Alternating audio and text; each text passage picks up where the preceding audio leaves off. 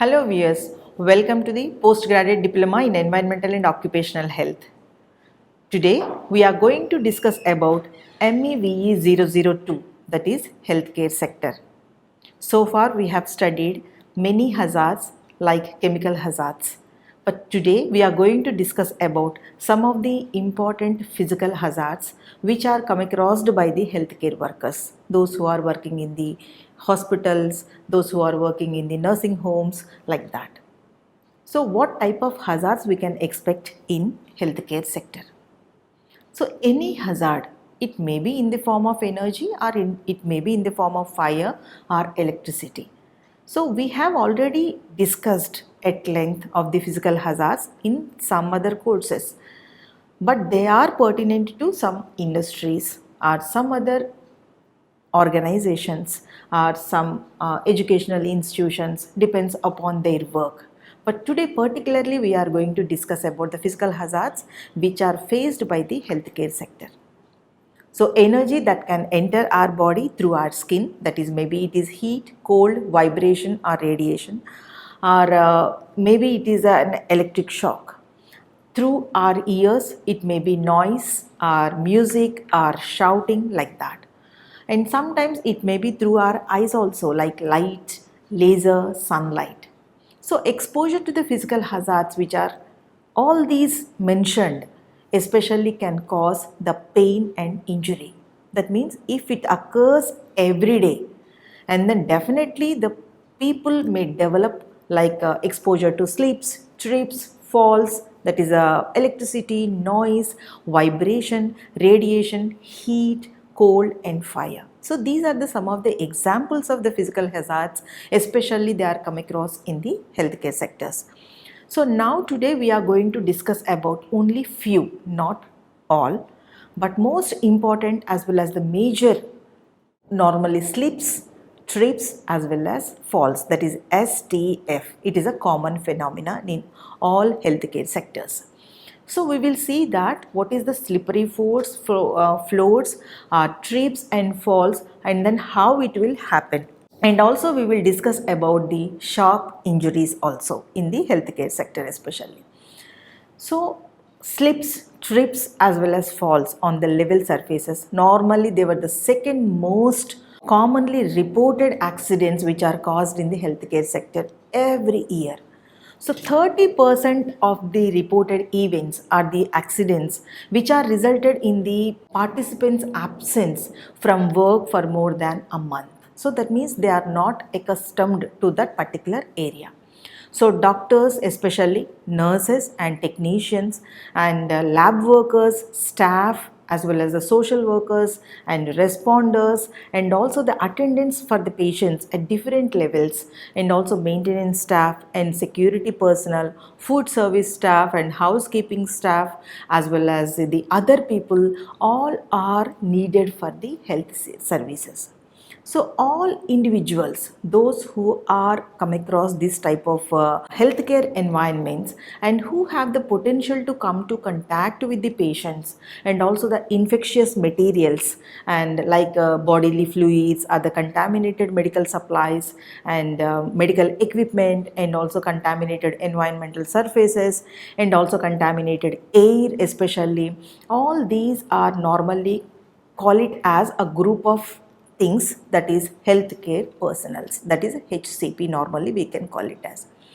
So in addition to these, health services are also offered by the number of locations like small as well as big, inpatient and outpatient and operating rooms, and also the clinics, nursing homes, and there are so many setups are there for the healthcare sectors. So especially blood-borne pathogens, that is the biological, chemical, pharmaceuticals and anesthetic gases, lasers, workplace violence and hazards which are related to the laboratory equipment and radioactive materials and X-rays and waste and ergonomic positions and lifting, and also the repetitive activities which are dangerous factors. So formaldehyde, for example, I would like to give that, which are used in the laboratories to preserve the tissue and organs, is one of the many potentially dangerous compounds. So depending upon the type of health facility, the likelihood of dangers, varieties, in all these healthcare professionals, women make up almost 80% of the medical workforce, making them the main victims, which has an impact on their reproductive health as well. So because of the patient handling and positioning, lifting, making beds, and because of the awkward positions, so some for the therapeutic purposes we can say that. So if it occurs more than 7 times as frequency, and also in the comparative to the other industries. So we will see that what are the work related slips, work related trips, as well as the falls. So serious disabling injuries we can expect that impair a healthcare worker's capacity to perform his or her job, that can commonly result in the incidents which can also lead to the loss of working days, as well as the decreased productivity we can say that, and then costly worker compensation claims, and also reduced capacity to care for the patients. So most probably how these slips or trips or falls will happen, especially in the healthcare sectors. First one is walking surfaces can become slick from the liquids like water, grease, and other fluids which are used in the hospitals. And sometimes it may be uneven floors, surfaces, and slippery or wet floors, and debris in the hallways, as well as the dimly lit places. So these are the common probabilities that slip or fall or trip can happen. So the second one is unguarded floor gaps as well as the openings. That means they are not supposed to, they won't put any caution. So that is why in that cases also slips may happen. And also ruined stairways as well as the stairs obviously, and work surfaces which are elevated without guardrails. And also insufficient sometimes in the residents to move, there is a place is not there, and inappropriate use of the step stools as well as the ladders, and all these are the some of the common probabilities in the healthcare sector. So one of the main causes of the accidents in the medical facilities is water or impurities like grease or oil or bodily fluids on the floor. So that is most important. So when we take into the account of hospitals size and also the complexity, whatever it is, the managing all these is a very big complex as well as a daunting task. So most floors when dry is obviously it is safe. But when these contaminants are present, the floor surfaces can become very stick as well as and also more slippery.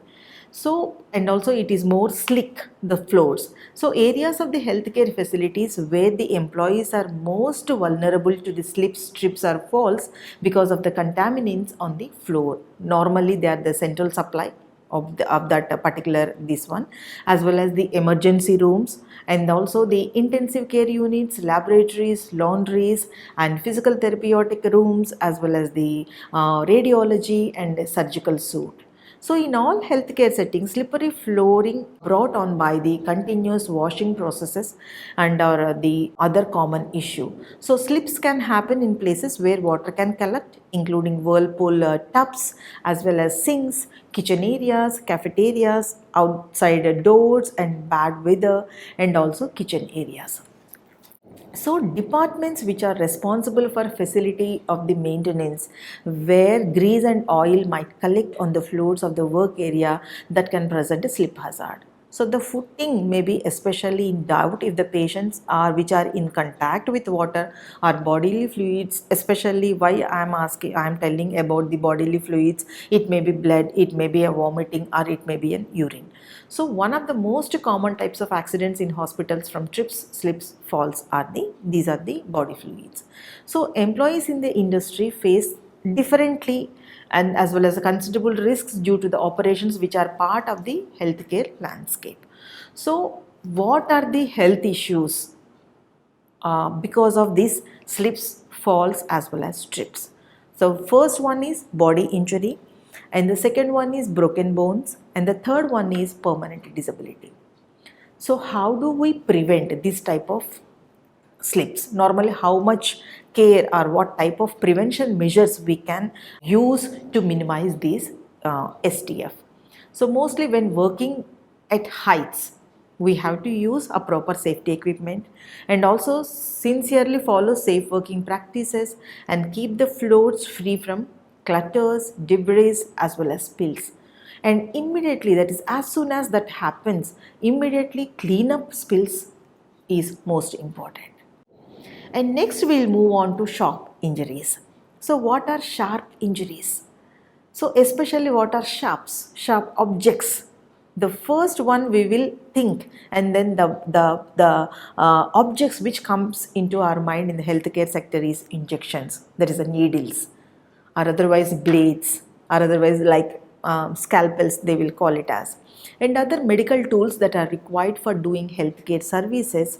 They may definitely nick or cut the skin, then we can call it as a sharps. That means injuries from needles or needle sticks, we can say that, are wounds which are brought on by needles that unintentionally pierce the skin. So the people who deal with hypodermic syringes, we can say that, and other needle equipment run this risk of the suffering needle stick wounds. So whenever someone uses or suppose disassembles or discards a needle, an injury definitely will result. So needles which are not properly disposed of might lie in rubbish or linen or hurt other workers when they unintentionally come into contact with them. So now what type of injuries will occur with the sharp objects? So a sharp injury is an accident or incident that can cause our needle or blade or a scalpel or other medical instruments which penetrate into the skin, that is normally called it as a percutaneous injuries. So what type of health hazards we can expect? So primarily if we will think that the threat from sharp injury is the potential for infection with blood-borne viruses. So it is very dangerous. For example, BBV. So that means blood-borne viruses. So this may happen when a sharp that caused the injury is tainted with the patient's blood. That means the patient's blood may stick onto that needle or stick onto that blade or the body fluid. So the most dangerous blood-borne pathogens are, there are many things are there. The most important, I would like to give you some examples, that the hepatitis B and then hepatitis C, which are most important, are concerned, as well as the human immunodeficiency virus, that is HIV, and that causes the AIDS, that is acquired immunodeficiency syndrome. So these are the most important blood-borne pathogens. So the accidental needle sticks that can inject potentially harmful substances. That means we are not talking about the intentional needle sticks. We are talking about the accidental needle sticks, improperly using the dustbins, or we are spreading the healthcare sectors, they will spread around them because of these needles, because of the patients. So these substances definitely go into the body through the skin. So the risk of ingesting dangerous medications that exists, but the biggest worry is the to contact the, especially the ingesting dangerous medications like the infectious fluids or particularly blood. Certain diseases are also there that are effectively disseminated by even tiny amounts of infectious fluids. So sharp can also create a cut in the skin which allows contact with the blood as well as the other fluids of our body. So by blood-borne pathogens, the risk of infection upon contact with the infected blood definitely varies person to person. In addition to this, hepatitis B virus that can remain active on the ambient surfaces for the longer than a week. That means if you will touch after 1 week also, it can harm to our body, and also it is remain active in the ambient surfaces for more than 1 week. That is also most important factor for this one. And also the inanimate objects which are also contaminated, that can also obviously result in indirect exposure.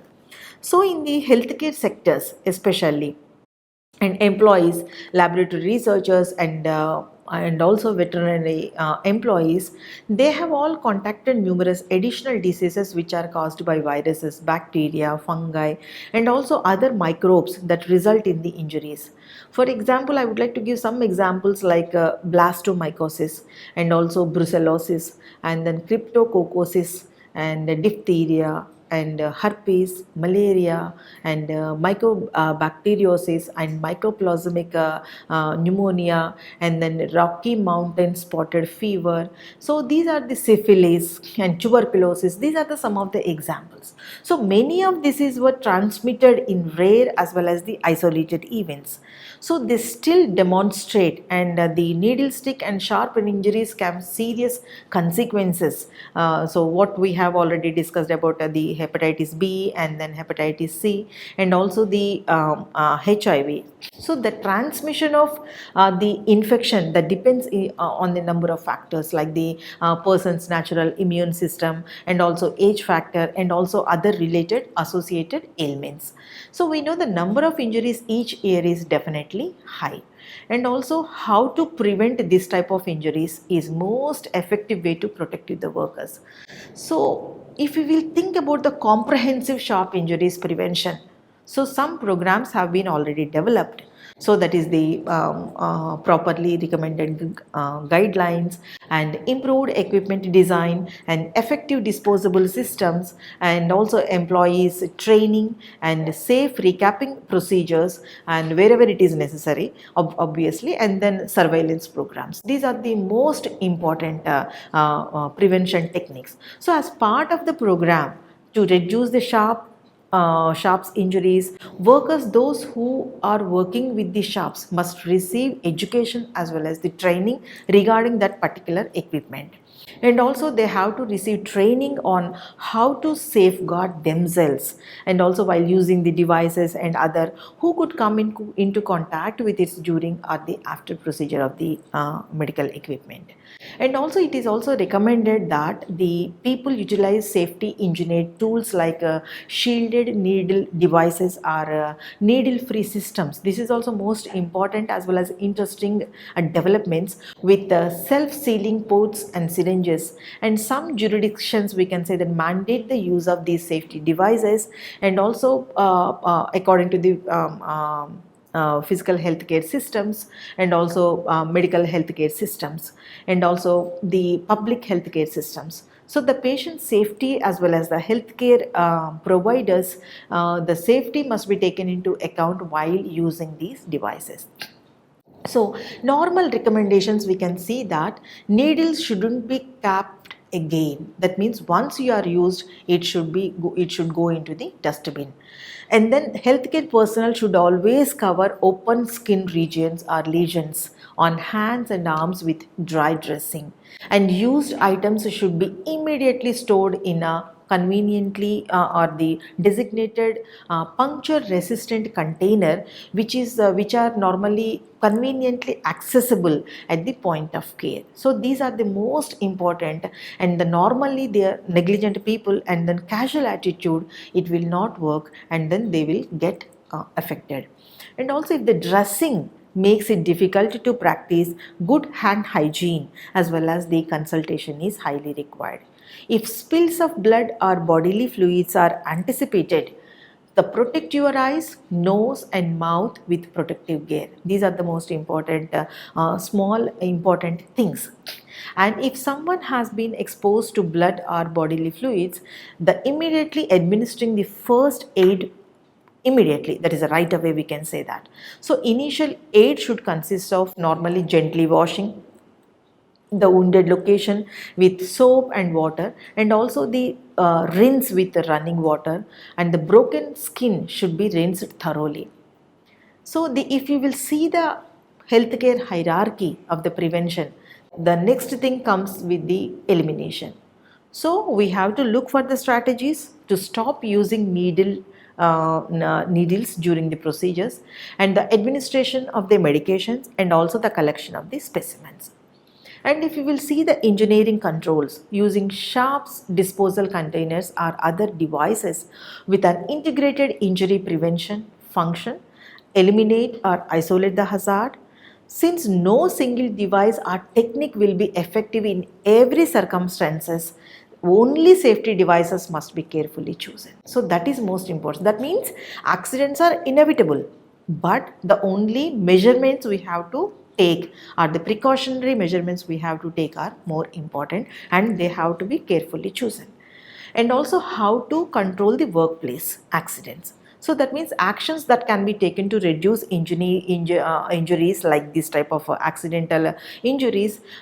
Maybe it is utilizing instruments to load or upload scalpels or grab needles, and avoiding passing sharp objects from hand to hand. So isolating sharps from other trash, not carrying garbage or the linen bags are close to the body like this. So whenever there is a necessity arises, personal protective equipment should be utilized as the final form of control. That is the situations where recapping is considered necessary, or to develop safe approaches which workers can follow. So workers should never move an exposed needle tip towards an unprotected hand. That is most important. So, and then recap it by laying the cap on a flat surface and scoop it onto the tip of the syringe held in one hand. So that is also major important precaution you have to practice. And also the keep the free hand away from the sheath. There is a protective sheath and well behind the exposed needle. And all workers, those who are at risk, should also be aware that there is a hepatitis B vaccine is also available. So that is also one of the preventive measure. Better to take the vaccination, get vaccinated. So the ability to properly dispose of spent needles and also other sharp objects is essential for avoiding injuries. So disposable bins, that is a must, should be accessible to all healthcare workers. And employees should put needles in containers with broad mouths as well as the puncture resistance, and also to enable safe disposal, place disposal containers especially where the needles and sharps are utilized, and sharps containers should be removed and replaced when they are 3/4 full. That means there is a criteria that 1/2 or half or 3/4 like that. If once it is into that level, immediately it should be replaced once it is 3/4 full. So therefore replace them before they are totally loaded. So ensure that they are sealed, gathered and also disposed of in compliance with local biological waste disposable laws. That also we have to keep it in mind. So all employees, those who are required to report any instances in which they discover needles or other sharps at patients besides or in routine waste, they have to inform immediately. A crucial instrument for gathering information is surveillance software that offers through accident analysis and determining the rate of injuries. That should be one of the most important program objectives, like examining the contributing varies and also where variables to the injuries, and also ensuring the wounded employees receive the right care, and also determining the areas where the preventative programs which are needs to be improved, and these are the things, and also contributing to the development of useful solution to that issue. So these type of prevention measures one has to take in the healthcare sectors. So dear learners, today we have discussed about the physical hazards especially come across and faced by the healthcare sectors, that is the needle sticks as well as that is a sharp objects, and also we have seen that slips, trips as well as falls. So in the next session we will come up with some other physical hazards. Thank you.